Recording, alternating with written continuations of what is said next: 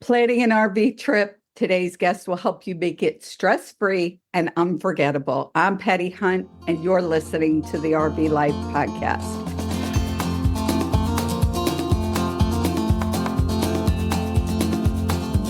Whether you're a beginner or a seasoned RVer, trip planning can certainly make or break the experience. Today's guest, Mike and Susan from RV Blogger, is here to help us make the most of trip planning. They're going to cover everything from, say, the perfect campground to the safest route, budgeting, avoiding common mistakes, and so much more. Mike, Susan, why is trip planning so important? Well, for us, trip planning is so important because, for a number of reasons, it really helps us to make sure we have a smooth trip. When we're out and about, we're gone for months at a time. And so it just adds a lot of form and function to what we're doing and where we're doing it. Not only are we traveling around, enjoying the sights and seeing this beautiful country, but we have work commitments and things like that we need to keep up with. And so helps us to stay organized and on track. But overall, I really believe it helps to make sure you have a very enjoyable experience. All that being said, we know other full-time RVers that just totally wing it and they do their own thing and they're very comfortable doing that. But for us, we really feel more comfortable knowing where we're going and when we're supposed to be there. And that way we feel like we can just squeeze the juice out of every day of our RV adventures because we have it planned out so well. And so we just make the most of our time that way. And to your point, I think that trip planning sometimes does mean winging it. And we're going to talk about that. I traveled full time for over 3 years, back and forth across the country 3.5 times. And my husband and I, when we started out, had such a tight plan, everything that was planned out. We were in a campground for a month and then we're ready to take off across the country. And that first day out, plan totally changed.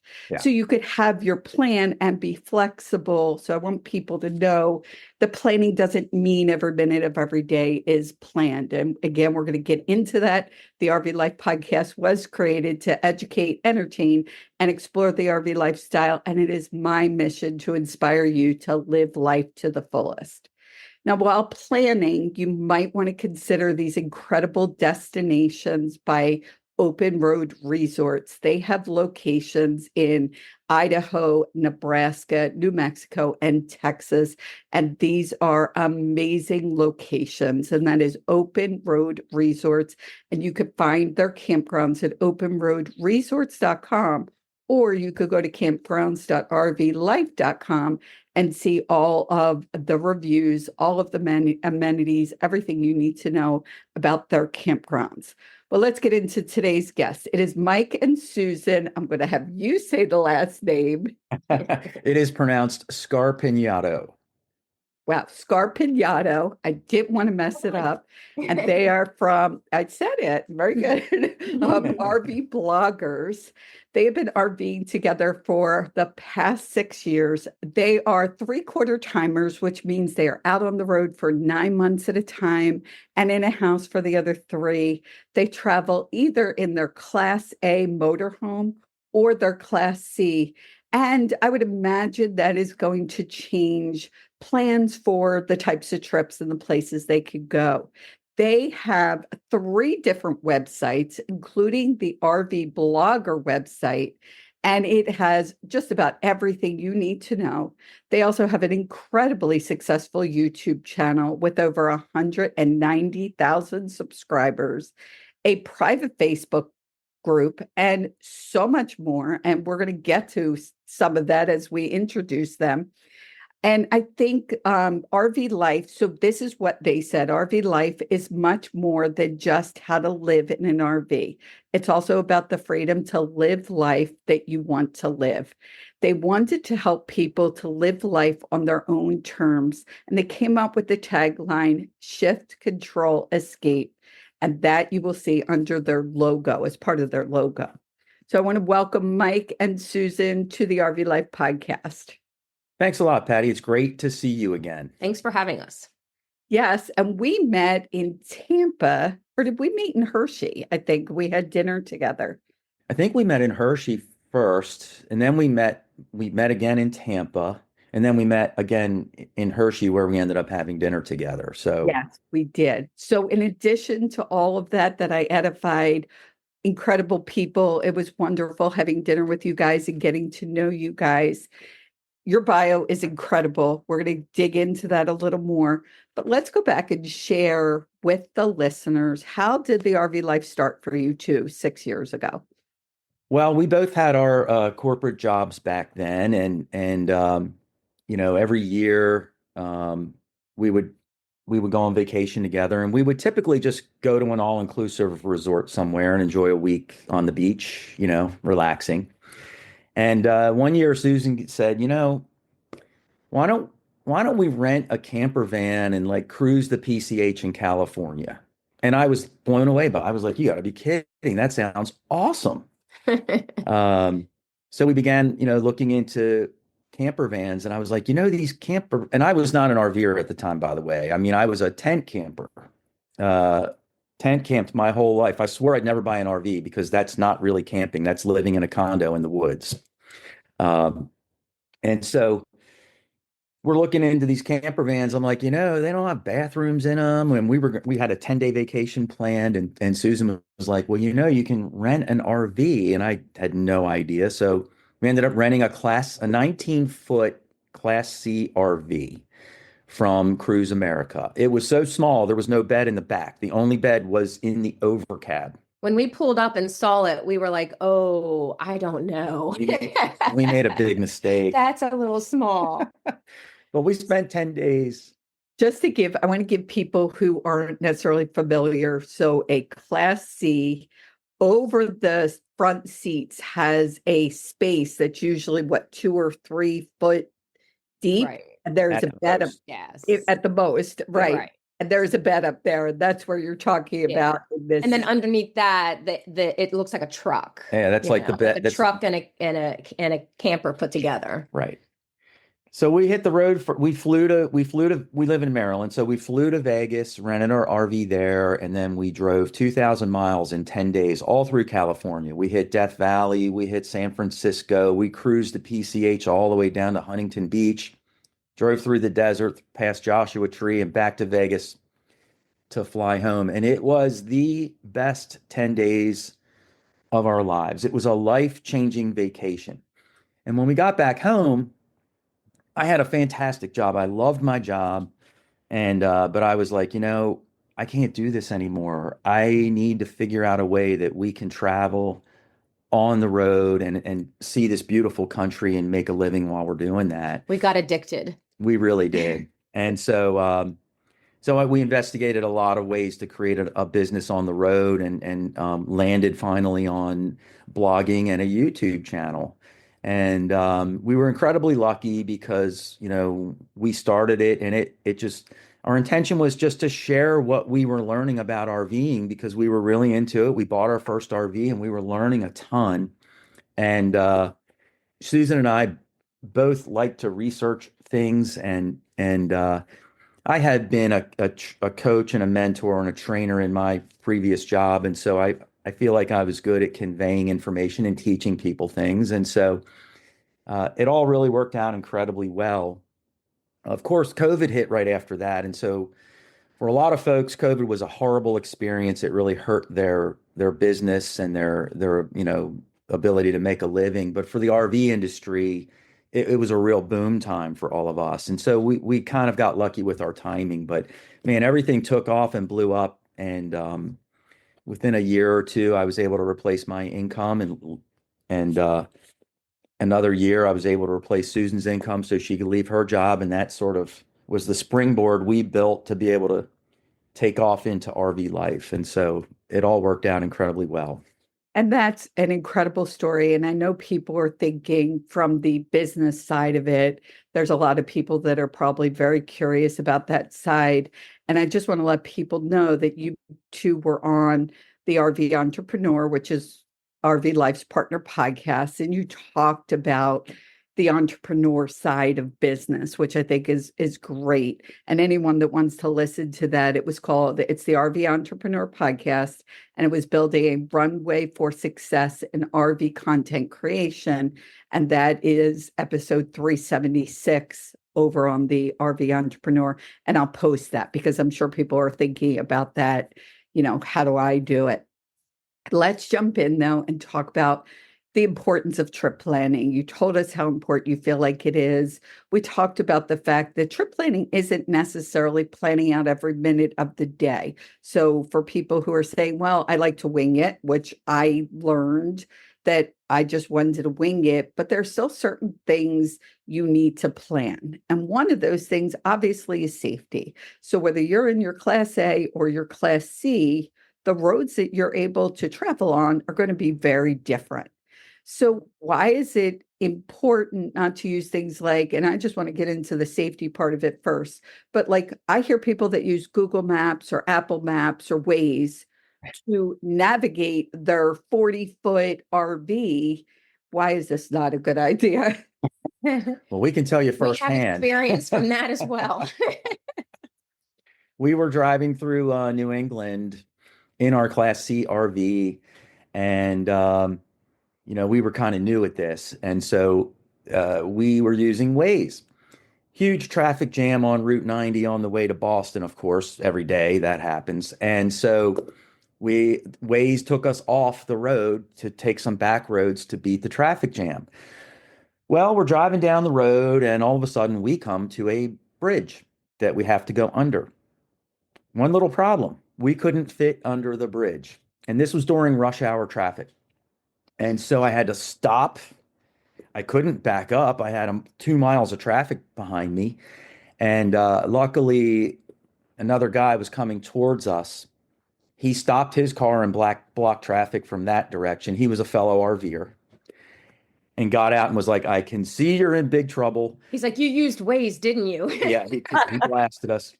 And he stopped the traffic from his end, and it allowed us to be able to kind of turn around and get out of that situation, and then the traffic could go again. But boy, what a big mistake that was. So if I could add one other, our trip in California, when we were doing the trip planning for that as well, there was a bridge that had been wiped out due to mudslides. And so the route we were taking would take us to that point, which we obviously couldn't go. But there was another road that we could take that had switchbacks the whole way around that mountain to get to the other side. And the only way you could travel that road was to have a vehicle that was under 20 feet. correct. And so that was why we rented the 19-foot motorhome. So that was, we would have rented a larger motorhome, but we knew we had to stay within that limit in order for us to be able to travel that route. And we also wanted to go to Sequoia, and you couldn't have an RV more than 20 feet long to get into Sequoia National Forest and to the campground where we wanted to stay. And we learned all that from our trip planning. Right. And that's where it's good for people to say, hey, I want to wing it. Totally fine, wing it. But this is a good reason. Like I drove in a Class A, 40-foot with the car attached. There were places I just couldn't go. So when there were other places I wanted to go, I thought, it'd be cool to get in a van and be able to go to some of these places, like out on a beach somewhere. So that is part of what we talk about when we're talking about trip planning. I just had somebody on the show. Their episode went out on February 26th. The guy, wonderful people, Don and Deanna from Cool RV. And what happened was, same thing. They were using Google Maps. They were using Apple Maps. They both had separate maps, but they were both Google and Apple. Mm-hmm. They come to a bridge and their Google Map said they are fine. And they went under it and hit their AC unit and broke it. Now, from that, they created Cool RV, which is a way to cool your RV off. So something great came of it, but that's not usually the case, not the recommended way. Right. Things. So let's just talk. I mean, this is the RV Life podcast. We both use RV Life suite of products. What is the best RV safe GPS? What do you recommend to people? Well, we highly recommend RV Trip Wizard. We use it ourselves. I mean, every day we're on the road, we use RV Trip Wizard. It is hands down the best RV trip planning tool in the marketplace, and I've tried them all. And it just has so many awesome features built into it. Um, the biggest of which, the easiest of which, I should say, is taking your trips and getting them into your GPS system. It couldn't be easier with RV Trip Wizard. So we use it for both our trip planning, and I use it for my GPS while we're driving. It's really seamless. Right.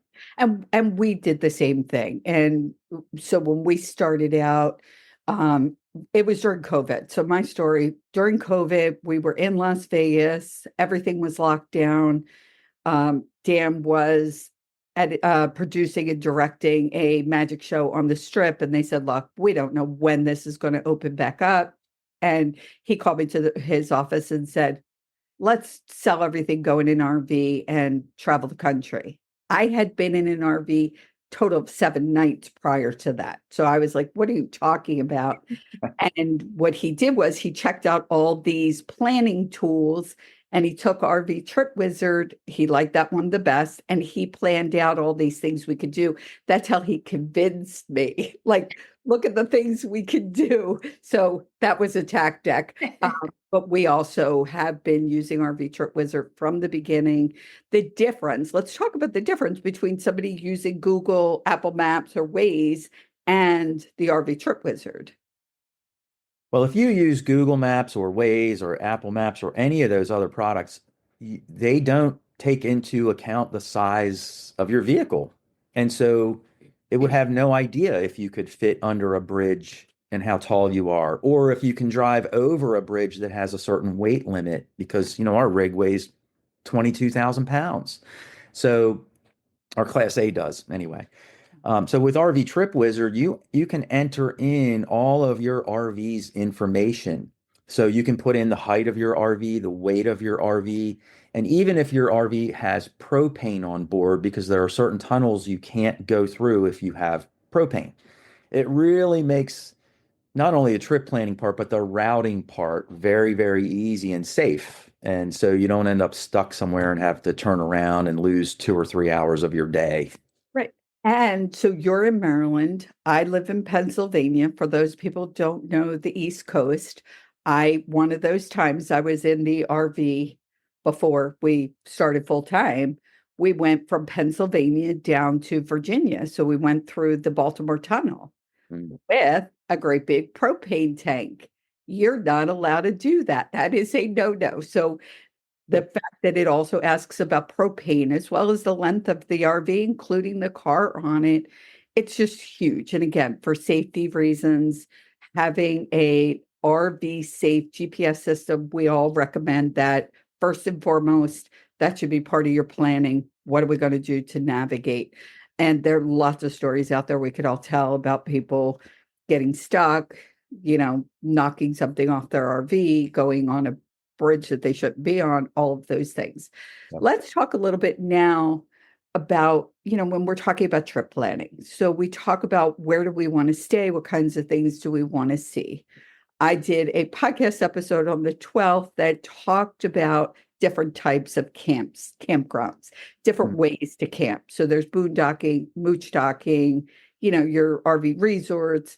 So just for people who may not be familiar, because some of my listeners, some are full-time, some are part-time, but some are looking to go RVing.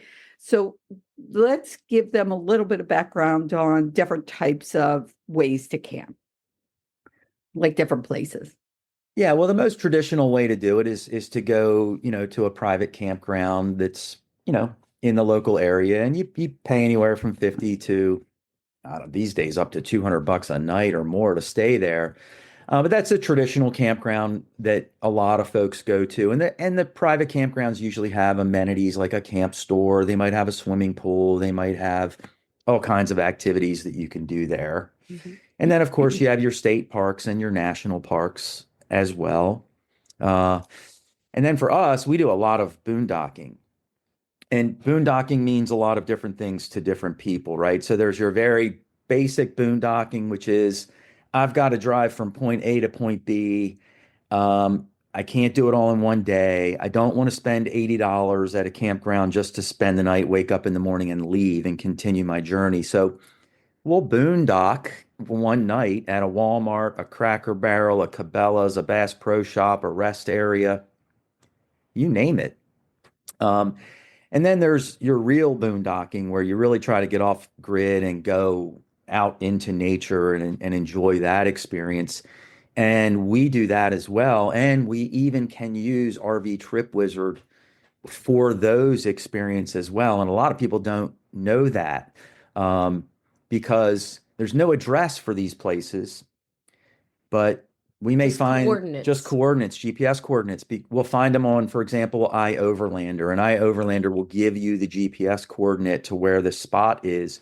You can enter that into the search bar on RV Trip Wizard, and it'll put that spot on your map, and now it becomes a part of your trip. So it's just been fantastic. It's so versatile, and it really helps us out. But those, I guess, are the main ways that you would go camping. And it also RV Trip Wizard also shows Walmarts, Cabela's, and some of those stops that you can use for your overnights. So whether you just need to hit a Walmart and get some supplies, or whether you want a place to stay overnight, those are also listed. And now RV Trip Wizard has a great new feature, which I'm totally happy about. We've been asking for this for years and years and years. The Harvest Host locations, Boondockers Welcome locations, and all the Harvest Host Upgrade golf course locations are now included. And that has made our trip planning even better. It's been great because we stay at a lot of those locations too. Absolutely. And a couple things I want to add on. First of all, what I learned, I've stayed at the Walmarts, the Cracker Barrels, those types of things. I see a lot of people go on Facebook and say, hey, I'm going to stay at this Walmart. Is it okay?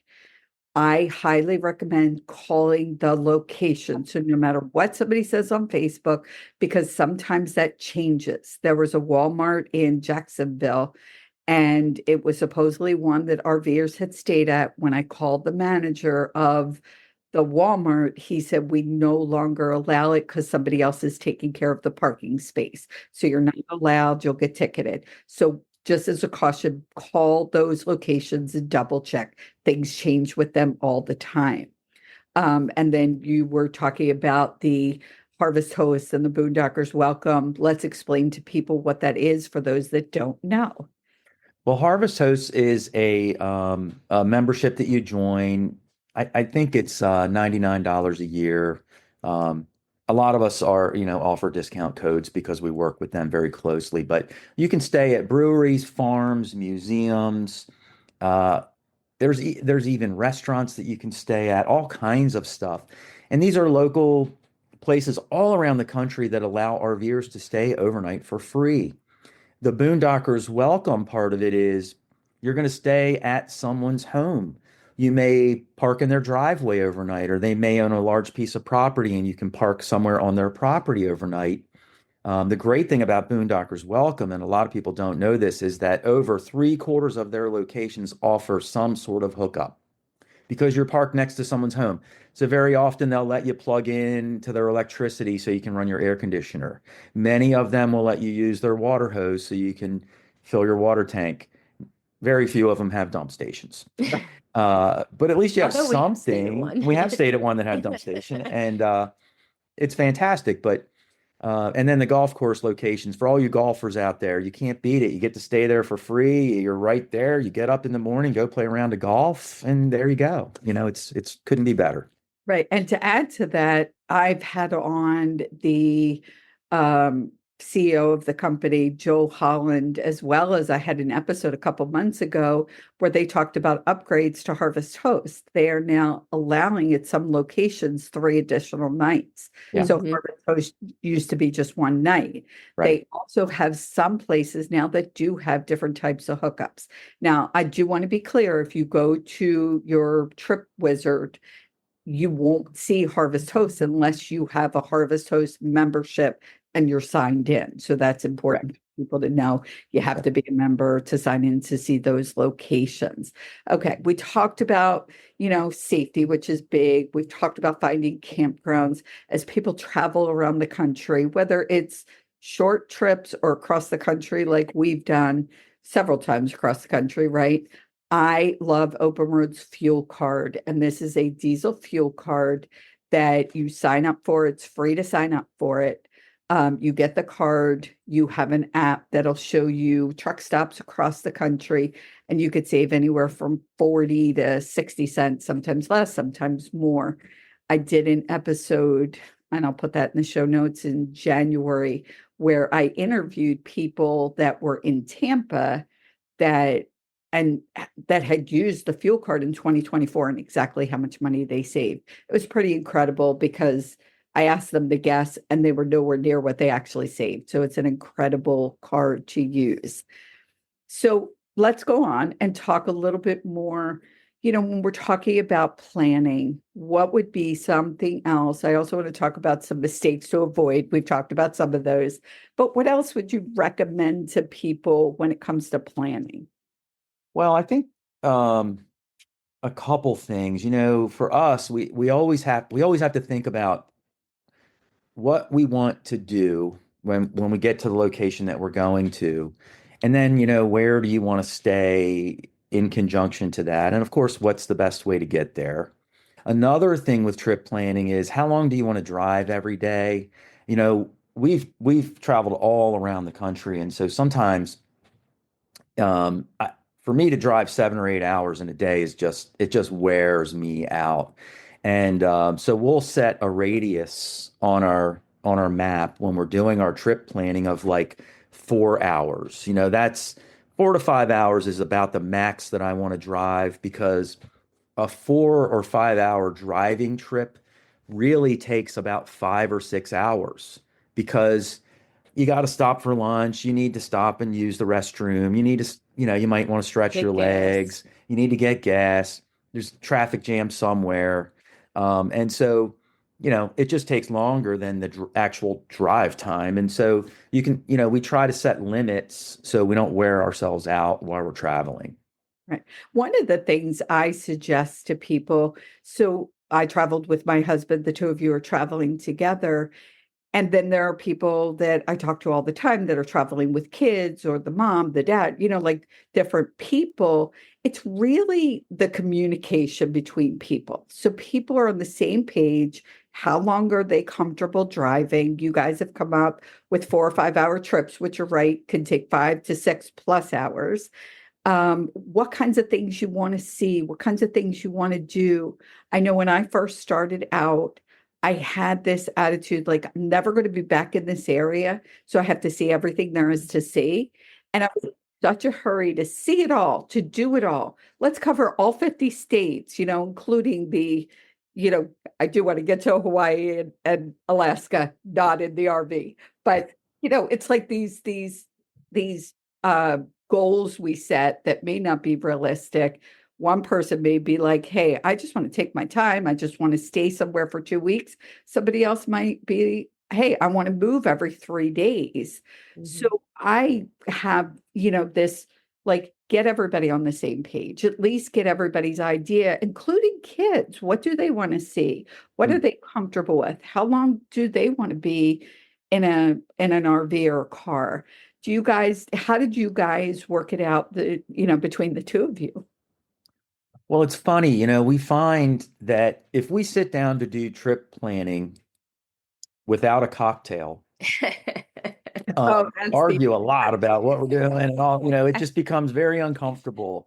So we've learned, like, have a cocktail and then begin our trip planning together. And it just relaxes us, and we find that we're able to talk about, this is a really great point. I'm glad you brought it up. So we just talk about things, and it does help us to be on the same page. And also for people with pets, it's a big deal too, because you have to plan many more stops, I would assume. If you have a limited amount of time you're going to be in a location, then it's best to know upfront what it is you want to see and what your expectations are. If you live like a vacationer, like you said, where you're trying to squeeze everything you possibly can, you will absolutely exhaust yourself.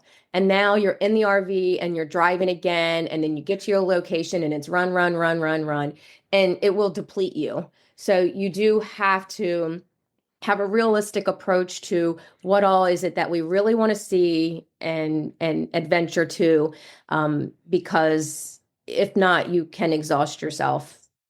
And one of the things, so I like to have my cocktail once in a while, but it's not a big thing. So when Dan and I would sit down to do trip planning, I had to have chocolate, a snack, and usually like Whatever your resources are. whatever the resources are, I'd have my laptop and my thoughts and ideas, and he would have his. And there would be times where it was like, okay, we have to table this, let's breathe, let's Right. like, but our goal became enjoying the journey. And while that seems simple and silly, it was huge. Are we going place to place? I'm in this place now, thinking about the next place because we've got to get there quickly and we've got to move quickly. So it took about 3 or 4 months of craziness before we said, look, we're going to take our time. We didn't know how long we'd be on the road, but we're going to take our time. We're going to not only enjoy the place we're at, but the time it takes to get there. Like I heard people before we started out that just dreaded travel days. I'm like, oh my goodness. We're talking for Dan and I, we were talking about moving every 1 week, 2 weeks, sometimes 3 weeks. And I thought to myself, if I'm going to dread that that trip, that the trip from point A to point B, I'm going to make myself crazy. I may as well, just go fly to a resort. So we just got to the point where it was like, you've got to enjoy the journey, even that trip. There's so much to see along the way. Just sitting in the driver's seat or the passenger seat. I like to be the passenger princess. There's so much to see. How do you guys feel about that? You drive 4 or 5 hours, which sometimes takes 6+ hours.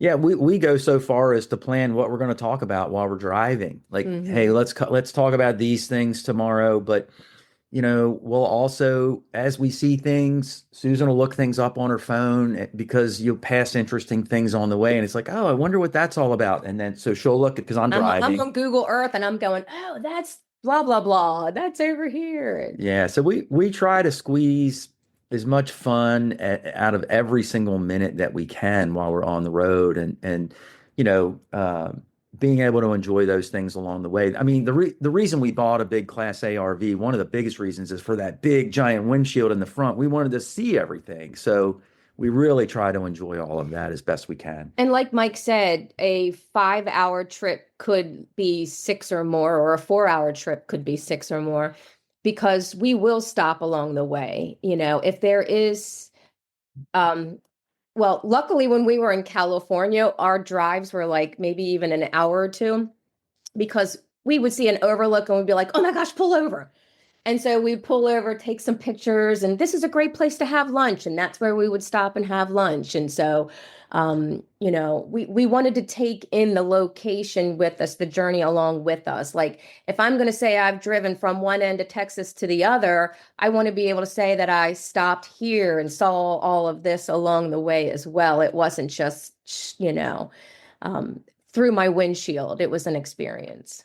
And I'd like that suggestion, like, hey, tomorrow, let's talk about this, whether that's your next trip, you guys have events that you go to. I'm sure you could do some of the planning. I used to do that too on the Google Earth, like, hey, that's whatever. And just these really cool things that were around. So these are great suggestions. I also had a playlist like of music that we enjoyed.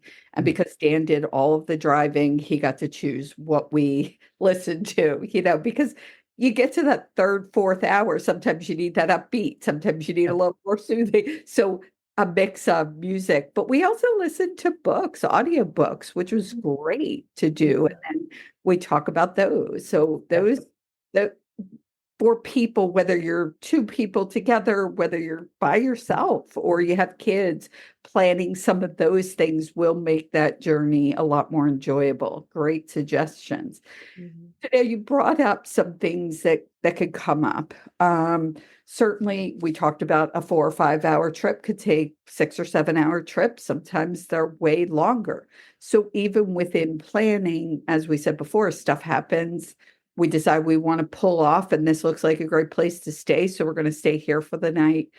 Let's talk about some of those things like underestimating drive times or, what suggestions can you give in those kinds of situations? Well, I always say we have a plan A, but then we always have a B and a C and a D. Usually, whatever our original plan is, we never really follow it. Nope. It's It just doesn't work a out. guideline, it's an approximation. Now, usually once we hit the road, though, we're pretty much more set, but we're very flexible, and we allow that flexibility. It could be weather. Weather might be like, uh-oh, when we were in Arizona and we had to make it back to Maryland, we were going to take a northern route. Well, everybody was getting hit with snow. And so we decided that wasn't the route to take. So at that moment, we recalculated our route and took a different route. So even though we start out with plan A, we don't always follow it as a good guideline. And if it works, great. But if it doesn't, we have options.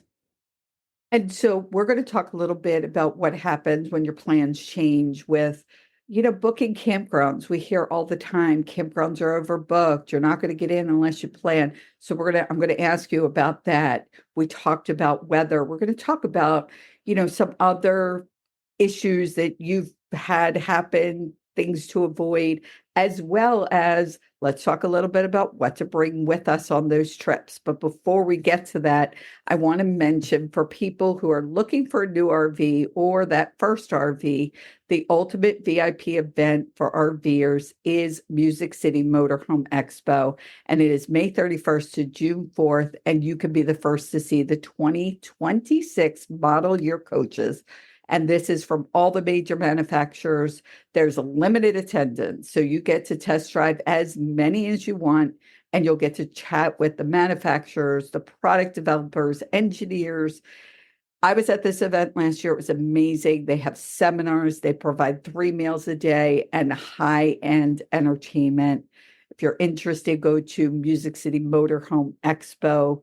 It will sell out. I know it's only February and we're talking about the end of May. It will sell out. So you want to check that out if that's something interesting. But now let's get back to other kind of issues. Look, RV life is living the RV life. You've got to be flexible. You've got to be able to pivot.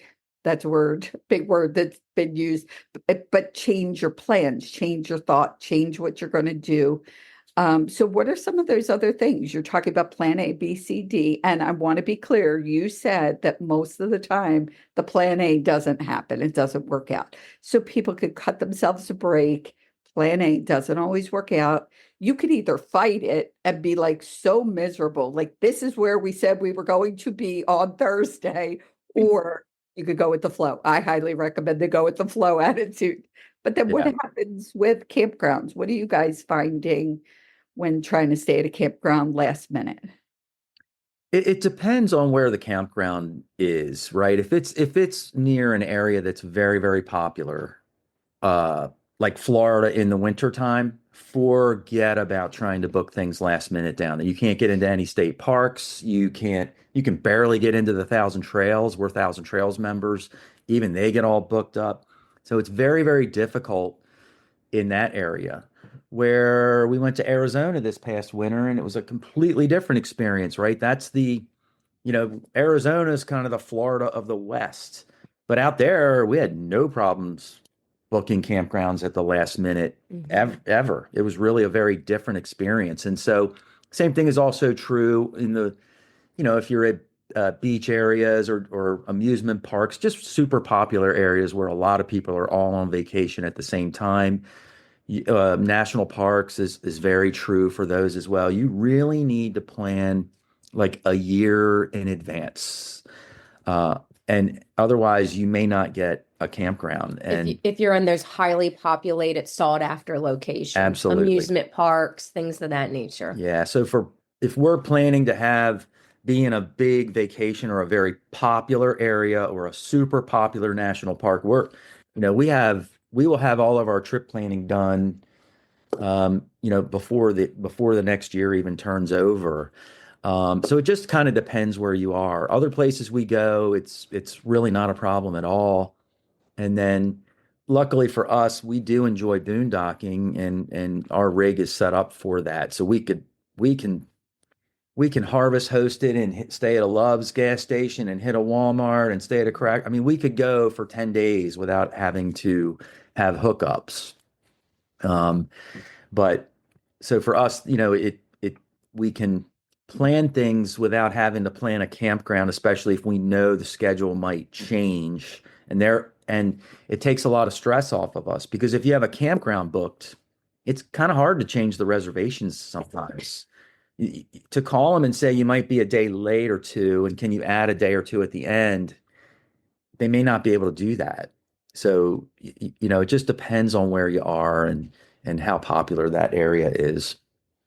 So, and I now work with RV Life, works with campground owners, and I'm working with them now. So I'm talking a lot to campground owners.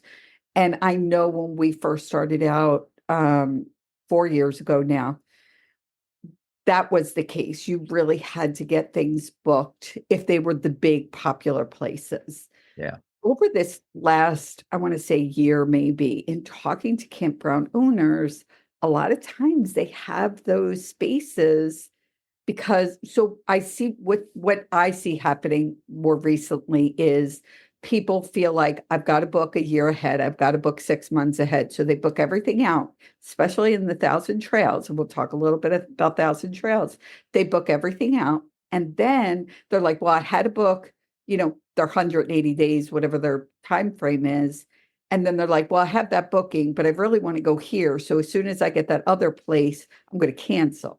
Yeah. Mhm. That's kind of been what I'm seeing is what's happening. And what I want to say to the listeners, if you're flexible. So I was never flexible. I was always a planner. Like, there's a trip we are going on. This is the day we're leaving. I know what time I have to wake up to get to the airport. Like, planning was a big thing. And, being in an RV, I've really learned to be flexible. Like, okay, I was in Florida this past winter, the winter before. We were in Florida. Dan got ill. Everything changed. I had a week booked and then had nowhere to stay. And I'm like, you know what? We're going to figure it out. Something will come up. So whether it was staying at a Cracker Barrel or a Harvest Host, and last minute, I would call places and we were always able. I always say to people, there was not one night we just stayed on the side of the road, like literally. But you really have to be able to be flexible. You have to be able to just be like, hey, it's all going to work out. If you don't have that personality, then booking further out would be way more important. So to your point, and I do see things in the campground world changing. You're right. Florida in the winter is going to be the most popular. So if you're planning on going to Florida, especially the Keys, you want to get planned ASAP. But let's talk a little bit about campgrounds, because I think as part of planning, I didn't realize how expensive campgrounds were going to be. So when we started out, all of a sudden it was like, this is going to cost a fortune. Honestly, we had heard about Thousand Trails. It was from a YouTuber. They totally bashed it. We had heard some other negative things, and I'm just being totally transparent. I've told this story before, and that's what I'd listened to. That's what I believed. And I was like, there's no way we're doing this Thousand Trails thing. And we were in Oregon, August of the first year we went out, and there were fires from California, and there was smoke so bad in the area. We were with our kids and our grandkids, and we decided we were going to go to the beach. And that beach was Whalers Rest, and it's 1,000 Trails. So we called this 1,000 Trails member specialist, and I was like, this isn't going to work out. We're going to be out this money. we bought a camping pass. We were able to go Sunday. This was on a Saturday. We signed up. Sunday, we were able to go for 5 days. And then we said we wanted to extend, so we extended. And from there, we upgraded our membership, and it has been the biggest savings. Because when it comes to people planning trips, budget is one of the parts of that. So talk a little bit about your experience with Thousand Trails, because it's saved us a lot. Well, Thousand Trails, certainly, if you're going to be in your RV more than 6 months a year, for us, being on the road 8 or 9 months a year, Thousand Trails saves us a ton of money. I mean, we would spend $30,000 to $40,000 a year on campgrounds if we didn't have Thousand Trails, and so it really made a lot of sense for us. Now, Thousand Trails itself, it's a mixed bag. Some of the campgrounds are awesome, and some of them are like, man, if this wasn't free, I would not be here tonight. And their computer system is very antiquated, so it's frustrating to make reservations sometimes. But we've kind of learned that if you get on the chat or you call the campground directly, that's the easiest way to book your reservations. If you just rely on the computer to make your reservations, you'll be very frustrated. But the value they offer is really We have tremendous. definitely saved. Absolutely. I mean, we paid up front, of Yep. course, because a lot of people are like, well, you're not staying for free. No, today we're staying for free because yesterday we paid up front. Yeah. But, Mike has calculated every time we've stayed at a campground, at a Thousand Trails campground, what it would have cost out of pocket had we not been a member. And at the end of the year, he was able to do the math. Oh, yeah. And, it's paid for itself over and over and over again. Yeah. So we're literally staying for free now because it's the membership has paid for itself. Mm-hmm. So it's fantastic. And the other nice thing with it is you can plan in advance with it. And so that helps as well. And once you're in a campground and you want to extend, the folks there are very, very nice. And most of the time it's worked out for us extremely well. We've had a couple times where we couldn't extend, but for the most time, they really do try to figure it out and help you make it work. And that's been my experience even in Florida. So for me, I was like, okay, it cost over the first 6 months or a year. It was like, okay, this is going to cost $10 a night for camping is what it was down to. And then over the second year, I stopped calculating, but it was really affordable, manageable. What was funny is if we were in the Florida area, let's say, and there was 1,000 trails, and then we heard about a campground and somebody said, well, it only costs $60 a night. I was like, well, I don't want to go there. But you're also right. There are different types of campgrounds. Mm-hmm. You have to keep your expectations. So I spent a lot of time at the Thousand Trails campground in Las Vegas. It is a place to park your RV. Yeah. But that allowed me to go to the Strip. It allowed me to go see, the Hoover Dam. It allowed me to explore the area, Mount Charleston. There was so much to do. My goal in that trip was, this is where we park the RV. This is where we're going to sleep. Full hookups. And just about all of them have full hookups. This is where we're going to sleep. And then we are, exploring the area. So that's another benefit. And that's something that people in planning need to consider, costs of RV parks, where they're going to stay, just overall budget is going to be a big deal for people. Right. Because when you're traveling, you have to ask yourself, am I going here because I want to enjoy the campground, or I'm going here because I want to enjoy the amenities outside the campground? For us, in many cases, we're not going because we want to enjoy the campground. It's just a place for us to sleep so that we can see all what we want to see. So even though it might be a less than desirable location of a campground, that's not really our purpose. It's safe, we're in a safe campground, but our main point is to be able to explore. And the other nice thing about Thousand Trails is, if you're not a full timer, if you're a weekender, you can just buy a camping pass to wherever your zone is. And so now you could just hit however many campgrounds are in that zone pass and still benefit financially from that. And you don't have to be a full timer. Absolutely. And I've seen it. I mean, I've seen the numbers, And the other thing with Thousand Trails, um, it's like you said, there are times for me, we both work. We're both working while we're on the road. There are times I want to go to a campground, sit at the campground. In Pennsylvania, there's a place called Circle M. I park by the river and just want to sit out there with my cappuccino, and that's great. And then there are times I do want to be part of the activities within the campground, or like you said, just be somewhere where you could explore. And they have a lot of different things.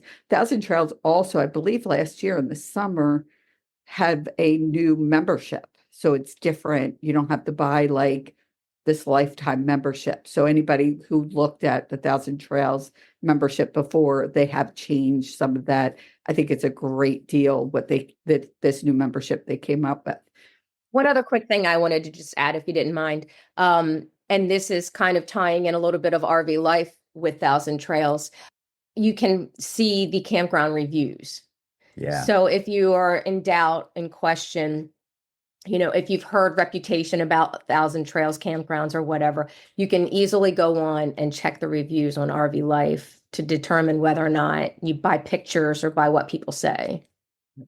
And that's at campgrounds.rvlife.com or through the RV Life app, the RV Life suite of products. And that's a great point. And I'll say, take what you see with a grain of salt. All of the reviews are by RVers. Like a campground cannot change them. They can't edit them. They can only respond to them. But take it with a grain of salt. It's like people would complain about Las Vegas, the campground in Las Vegas. But what are you going for? If you're going to sit outside and enjoy your outside space, that's not the campground. And that's how you could kind of judge what Right. type of campground you're looking for, which is important while people are planning.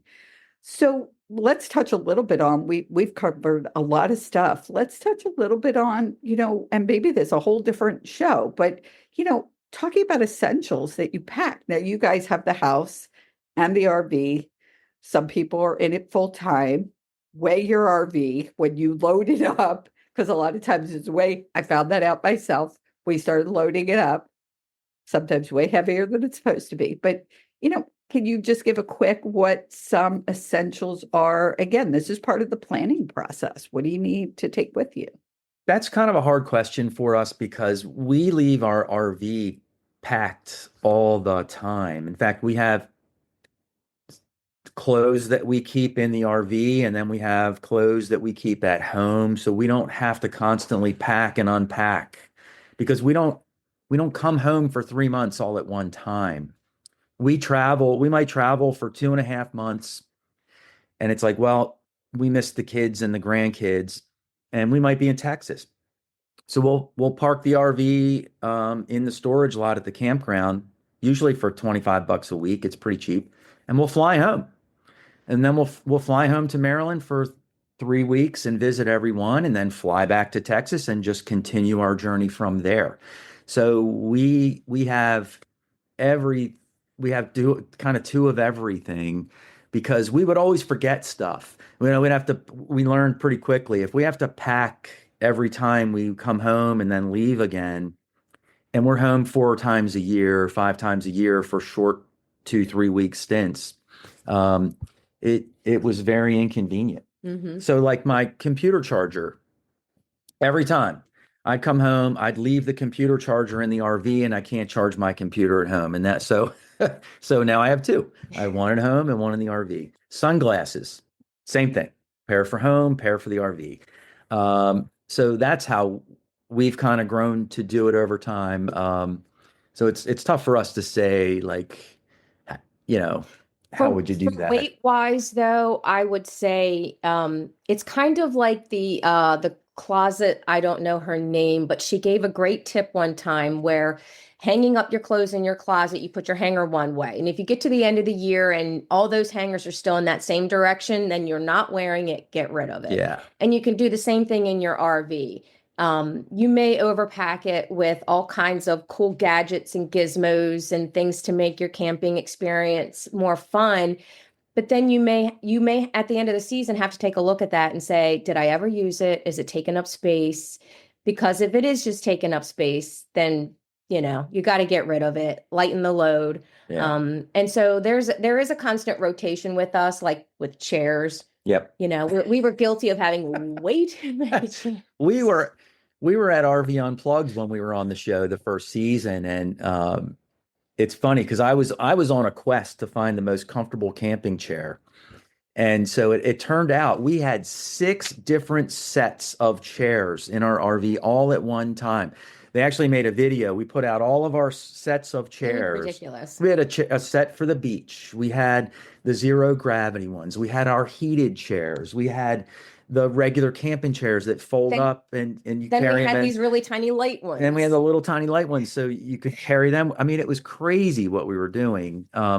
But we like to try a lot of different things out because, we don't recommend products to our audience that we don't actually use ourselves. So we always have a lot of gear on board. And a couple times a year, we kind of have to go through and pull stuff out. And some things can be seasonal. Like if you are winter camping, you might need extra heaters or chairs. If it's summertime, then you might need your fishing gear and your beach gear. So you may have to adjust. Yep. And I think that, so you guys do the 2 of everything. I was full time. So you're right, putting so much stuff in the RV, then deciding, because sometimes it's just personal preference, like what you need, but thinking about the kinds of things you want to do and planning. Now that I'm in a house, I am traveling by plane, mostly car. I have 2 of everything. So I've done that too, because I'm just tired of leaving stuff. And it's not like it's costing necessarily more money. It's like 2 of all my hair and makeup and supplies and all of that. Haven't got the second computer cord. I might know that. But again, in planning, what kinds of things do you need? I think that's a learning process for everybody. There's not one set list. So good suggestions. I make a list. I have a packing list that I have on my phone. It's in the notes section. I could check it off and then I can uncheck it for the next trip. Some people do a laminated type thing where they check it off and wipe it off. I recommend that because there's some things you forget that are important and you can't just easily get. Right. Again, we're talking about planning, but you can't plan everything. You got to be flexible. Stuff's going to get left behind. But just to mention, you guys were on the first episode of RV Unplugged, the first season of RV Unplugged. I saw the show, and that is now being shown on RV TV, correct? So It is. It is. Our videos are on RV TV as well. So okay, right. So RV is somebody else that we're both very well connected to, and they could check out your season on RV Unplugged as well as your videos on there. Yep. Big content there. So just a shout out to them. We could probably spend another hour on these topics, but I do have to start wrapping up. We are not done yet. I'm going to ask you a question. I'm going to have the 2 of you think about it while I talk about an incredible product that everybody needs to think about. And then I'll come back and have you answer. So the question I'm going to ask that I want you to take a minute to think about is, what is a bucket list item to recommend to my listeners? Either something you've done that is a must do or something you guys are still thinking of. And if you both have 2 different answers, that's fine too. So take a minute on that while I talk about innovative toll solutions. And this is a toll pass that covers all 48 states. It costs $24 a year. And the best part is, if you should have a problem with tolls, they will take care of it for you. I know so many people that have gotten those fines. I paid $250 in fines before I had this toll pass, and they would have taken care of it. That is Innovative Toll Solutions. There is a link in the show notes. There's a link in the show notes for everything we've talked about. And this is a great thing to have. It doesn't matter how far you are traveling. You can get rid of all your other toll transponders. So, okay, what'd you come up with? I saw a lot of gestures. Well, a big bucket list item for us is going to Alaska. We haven't been there yet, but we don't want to drive to Alaska. I mean, driving to Alaska is like driving from Florida to Washington State, except you leave from Washington State and you drive to Alaska. It's a far, far drive. So for us, the way we would do it is we would probably fly to Alaska and then just rent an RV while we're out there and enjoy it. Now, for other folks, part of the adventure is the journey, but it's just such a long drive, and the roads are bumpy and all. We would have to go very slow in our Class A. I would not enjoy it if my rig is bouncing up and down and getting all shaken up because things break when that happens. So we would fly out there and then rent an RV. Plus, we would probably want to stay places that the A would not fit. Right. So we would probably rent something like, a camper truck van. camper. Yeah, truck camper. Van, yeah. Yeah. I'm with you guys. I want to go to Alaska. I don't want to drive. I want to fly in, get the RV, and like you said, a van sounds great to me. Be able to go to all the places that the big rig can't go to. I don't want to necessarily stay in a hotel. My bucket list is to see the Northern Lights, and that's a great place to do it. Yep. And again, I've talked to a lot of people who've done the Alaska trip. They've driven there. I've talked to people who've done it solo and in groups. It is highly recommended. You follow a group, somebody who's done it and can navigate the whole process. Just caution when you're planning, make sure you have somebody that can help you through that journey because it's a big deal. So thank you for that suggestion. Alaska is one of those places I want to go to in the summer. Absolutely. In the summer. It's still cold in the summer too, by the way. I know somebody who spent, well, the host, Jim Nelson of RV Entrepreneurs, spent an entire winter in a cabin in Alaska. And you can check his website out to find out all about that. He and his wife spent the whole winter. And when he told me that, we're making faces for those people can't see us. In Philadelphia right now, I'm looking to go south. It's cold here. Yeah. Same. It's cold enough. It is cold. Yes, we're not that far from each other. But it's now time for the featured campground, and it's brought to you by RV Life. The RV Life suite of products we were talking about Trip Wizard, we were talking about RV Safe GPS, and we were talking about campground reviews as well as maintenance, and they have master classes. This week's feature campground is Pine Mountain RV Resort, and that is in Pine Mountain, Georgia. I've never been there, and I don't think I've ever even been to that area. Supposedly, from what I saw in the pictures that look amazing, it is a hidden gem nestled in the Georgia pines, and it features upscale amenities. They have full hookups, they have pull-in sites, and if you don't have an RV, they have cabin rentals and cottages that you could rent. They do have an 8.5 rating on the RV Life Campground site, and they have 216 reviews, so people obviously are loving this area. It's really easy to book campgrounds. So as we were talking about people planning, going to campgrounds.rvlife or just your rvlife.com, you can find out all about just about every campground out there. And you'll be able to see for this campground, the additional photos, the tips. There's a list of amenities, everything you need to know about this campground. Plus, you can book right from the campground site, which is so nice. You don't have to go fiddle around. RV Life Campgrounds is part of the RV Life Pro suite of products. This is the most comprehensive source of all things campground. So whether it's an RV park, campground, resorts, city, state, national parks, you guys talked about those boondocking sites, Thousand Trails, Boondockers Welcome. They have so much on this site. If you need to know more about that, there is a link in the show notes to get information about RV Life. Well, Susan, Mike, thank you so much for being on. Please tell people how to reach out to you. I usually like to say that sooner.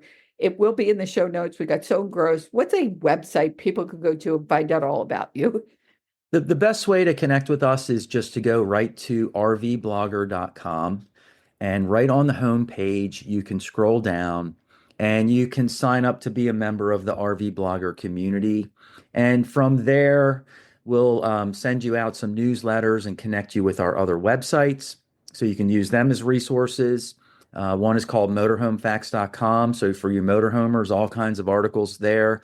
And the other one's called traveltrailerpro.com. So for all your folks with travel trailers, fifth wheels, pop-ups, lots of resources there. And you can also join our private Facebook group called RV Camping for Newbies. And we have an amazing group of people there where there's, I think, over 155,000 people on that group. So you can learn all about great camping destinations and how to fix things, or just good ideas about camping recipes, you name it. People share all kinds of things. It's phenomenal. And also, when you sign up, you'll be getting our weekly newsletters, which are just chock full of articles that we've written. Plus, we send out our videos in those newsletters. And we have lots of companies that work with us where we obtain discounts from them for our viewers. So if you're interested in like a Harvest Host membership, or even RV Life, if you want to purchase their suite of tools that are available, we have tremendous discounts that we offer to our viewers there. So we just try to be a great source for everyone and share what we're learning, and help everybody to save a few bucks along the way as well. And you guys are an amazing source of so many things, including, I know you love to go in and do tours in RVs, like at the Tampa show, you did a lot of the tours of the new RVs. Yeah. That has been a big thing for people. So you guys are an amazing source. And as you said, anybody who's listening that's new or has been on the road, using content creators, influencers, whatever you want to call us, there are ways to get discounts on a lot of the services and products that we talk about. So I want to thank you guys so much for being on. I greatly appreciate it. I encourage people to reach out to you. Of course, you're on the social media platforms, which they can see on the website. Thank you both so much. Well, thank you for having us. We really appreciate it. It's been a pleasure chatting with you and seeing you again. Yes, it has. It's been great. And will I see you guys in Hershey at the Hershey show? Yeah, we go to Hershey every year, so we'll be there for sure. Let's talk about, and we're so close to it. I'm in Pennsylvania, so I'm really close. So for those who don't know, September is the Hershey RV show. That's one of the largest RV shows. It's called America's largest RV show. And RV Life will be doing their after party again this year. So stay tuned for all of that. I look forward to seeing you there. And if people see you, they should come up and say hi, right? I always get people. Yes, please. Absolutely. We tell people all the time, if you ever see us out and about at an RV show, shooting video, or at a campground somewhere, come on over and say hi. We would love to meet you and get to know you a little bit. We love to hear from our viewers and other RVers, because that's how we learn about what's going on in the RV industry too. Same thing. I've had people say, oh, I saw you at blah, blah, blah, a campground. I didn't want to bother you. No, come up, say hi, introduce yourself. And if not, I have my social media, Instagram and Facebook, and that is RV Life Podcast. Would love to hear comments, suggestions. What'd you think about the show? All of that. All three of us would love to hear that. Well, thank you for listening. Remember, life's a journey. Live each day to the fullest without regrets. I'm Patti Hunt, and you've been listening to the RV Life Podcast.